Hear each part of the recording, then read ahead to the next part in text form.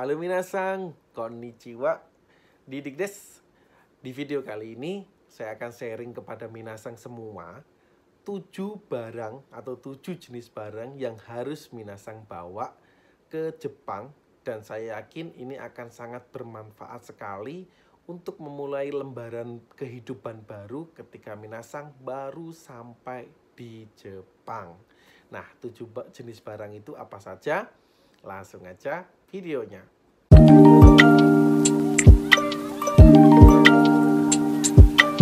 Yang pertama ini adalah pakaian sesuai dengan musim di mana minasan saat berangkat itu.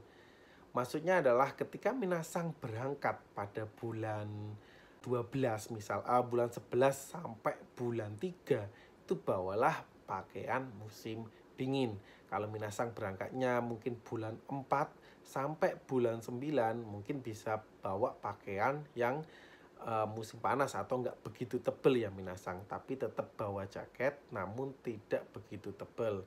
Tujuannya apa? Untuk menghemat space di kopernya minasan.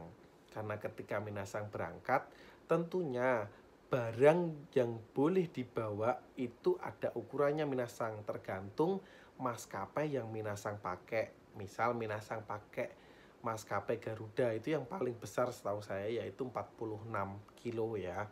Kalau mungkin pakai Singapore Airlines atau Philippine Airlines itu mungkin sekitar 30 kilo saja. Nah, maka dari itu untuk menghemat space itu minasan bawa pakaian yang diperlukan terlebih dahulu sesuai dengan musimnya.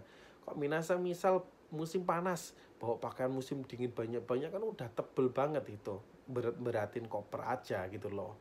Jadi mending minasan bawa pakaian yang tipis atau yang biasa aja dan selebihnya dipakai untuk mengisi barang-barang yang lain yang lebih bermanfaat. Kalau pakaian musim dingin bisa beli di sini banyak kok gitu loh. Jadi lebih efektif dan efisien menurut saya. Lanjut yang kedua minasan. Kedua ini bawalah bumbu-bumbu masakan ya minasan. Bumbu-bumbu masakan yang saya maksud di sini adalah beberapa bumbu instan. Kalau minasan sukanya masak opor ya bawa opor. Mungkin ada bumbu instan capcay, sayur bening, kare, ya kan, ada juga rendang dan lain-lain. Masako, mie instan ya, mie instan seperti Indomie ataupun mie oven dan lain-lain yang minasan suka dan biasa minasan makan itu bawaan. Itu saya yakin bisa menghemat jauh pengeluaran minasan ketika baru sampai di Jepang. Selain daripada itu, kenapa bisa menghemat? Karena kalau mau beli barang-barang instan seperti itu di sini cukup susah ya minasan untuk mendapatkannya. Nggak banyak toko yang jual dan juga harganya juga berbeda cukup jauh dengan kalau minasan beli dari Indonesia. Lanjut yang ketiga. Nah, yang ketiga ini yang nggak kalah penting juga minasan yaitu obat-obatan. Nah, banyak daripada minasan kan adanya banyak yang cocok nih kalau misal sakit perut cocoknya minum Entrostop. Kalau mungkin sakit kepala cocoknya minum Botrek. Nah, obat-obatan seperti itu yang cocok untuk diri minasan sendiri itu bawaan. Kalau mungkin punya sakit mah ya bawaan promah. Dan jangan lupa juga obat pegel-pegel ya untuk mengurangi pegel-pegel seperti counterpan atau mungkin hot in cream dan lain-lain. Jangan lupa bawa juga obat untuk mabuk perjalanan, antangin, bisa fresh care, minyak kayu putih, dan lain-lain. Selain daripada obat-obatan ini, minasan juga bisa bawa peralatan mandi ya secukupnya. Kayak sabun, sampo, sabun cuci muka, odol, sama sikat gigi. Nah, itu minasan bawa.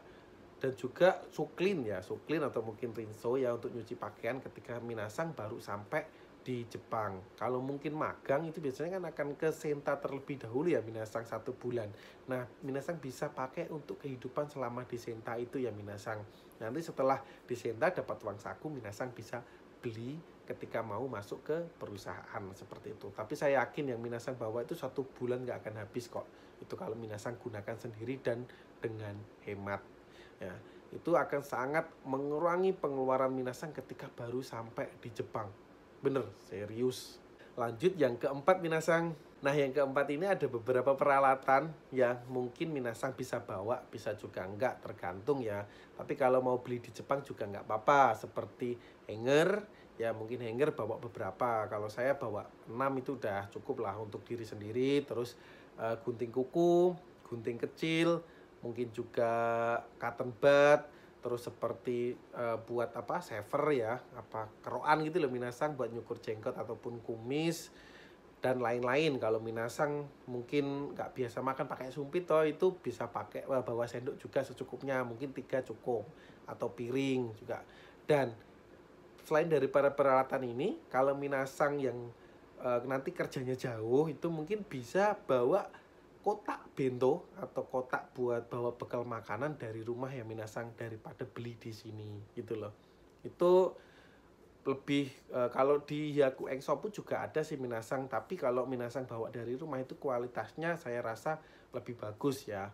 Misal beli harga 30.000 itu udah lumayan bagus sih, kotak pintu kecil gitu untuk minasang bawa bekal nanti ketika minasang kerja di Jepang. Lanjut yang kelima. Nah, yang kelima ini adalah yang paling penting menurut saya, yaitu uang ya minasang. Uang di sini adalah uang dalam nominal yen atau dalam bentuk uang Jepang ya. Uang Jepang kan namanya yen.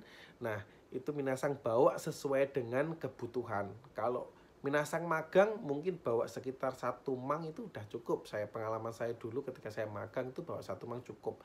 Tapi kalau minasang nanti Tokutegino, usahakan paling enggak minasang ini bawa sekitar 5 mang ya minasang, buat uang saku ya. Nah, tergantung juga sih perusahaannya. Minasang bisa tanya-tanya sebelum minasang berangkat, di sana ada senpainya enggak? Misal di situ apa-apa sudah disediakan enggak gitu. Minasang bisa tanya di situ, dan itu bisa menjadi acuan minasang untuk bawa uang saku berapa.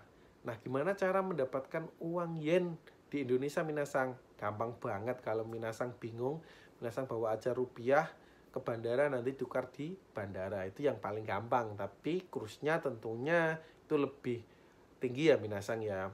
Berbeda dengan kalau minasang tukar di money charger yang ada di daerah minasang gitu ya. Tapi lihat-lihat, minasang bisa cek kurs hari ini berapa, kurs tukarnya ini berapa. Nah, kalau memang perbedaannya terlalu jauh, mending minasang cari tempat yang lain. Waktu itu saya tukar di Surabaya, di Lalina Falas, itu kursnya nggak begitu jauh ya, dibanding di daerah lokal itu berbeda 10 poin aja. Kalau kita tukar 5 mang itu sudah 500.000 loh minasang bedanya. Jadi minasang bisa manfaatin untuk hal lain ya. Nah, selain daripada uang ini, minasang juga mungkin bisa siapkan kartu untuk paketan. Kalau saya pakai Telkomsel, waktu itu saya paketkan 15 hari ya minasang, itu untuk roaming itu sekitar 250.000. Ya, tujuannya apa sih? Ketika saya nanti di bandara, itu saya bisa menghubungi Kumiai kalau Kumiainya belum datang. Nah, kalau misal saya nanti apa namanya sampai di Jepang belum ada internet, di apa tuh saya bisa pakai itu untuk sementara sambil saya untuk membeli atau mencari tahu kartu internet ataupun wifi di sekitar situ gitu minasang. Lanjut yang keenam. Keenam ini adalah dokumen-dokumen ya minasang yang perlu minasang bawa ke Jepang. Karena apa? Ini kalau dokumen ini lengkap, insya Allah perjalanan minasang juga bakal aman ya, insya Allah ya. Yang pertama yaitu paspor beserta dengan visanya, maksudnya paspor yang udah ditempel visa. Yang kedua yaitu print-printan tiket pesawat minasang.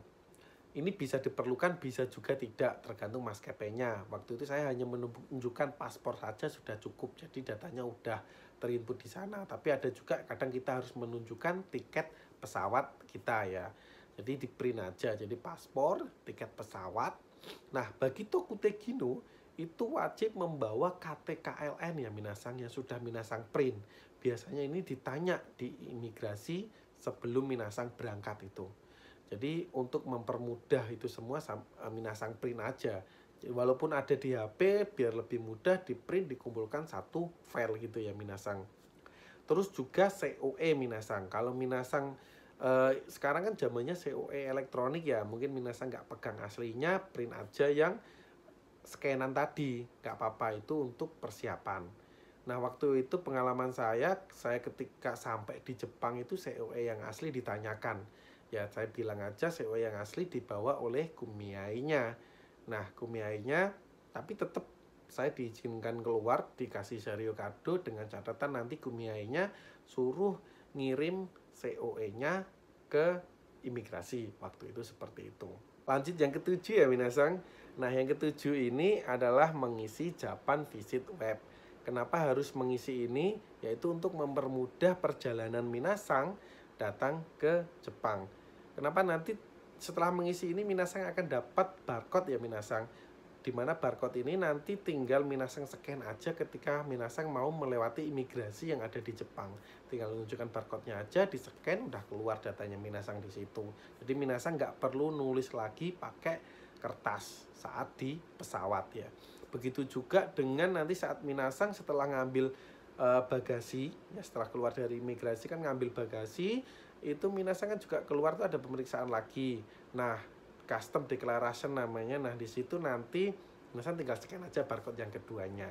Jadi minasang nggak usah ngisi form lagi. Nah itu tadi 7 hal atau 7 barang yang harus minasang persiapkan sebelum minasang berangkat ke Jepang. Semoga bisa menjadi referensi buat minasang dan bermanfaat buat minasang semuanya. 7 hal tadi ini saya alami sendiri ya minasang. Jadi saya rangkum dari apa yang harus saya persiapkan. Mungkin minasang ada punya kebiasaan sendiri dan berbeda-beda, bisa minasang tambahi lagi dari 7 hal ini. Tapi kalau minasang 7 hal ini udah bawa, insya Allah aman lah ya gitu. Oke, video kali ini cukup sampai di sini. Terima kasih udah melihat. Jangan lupa like dan subscribe-nya minasang. Ja.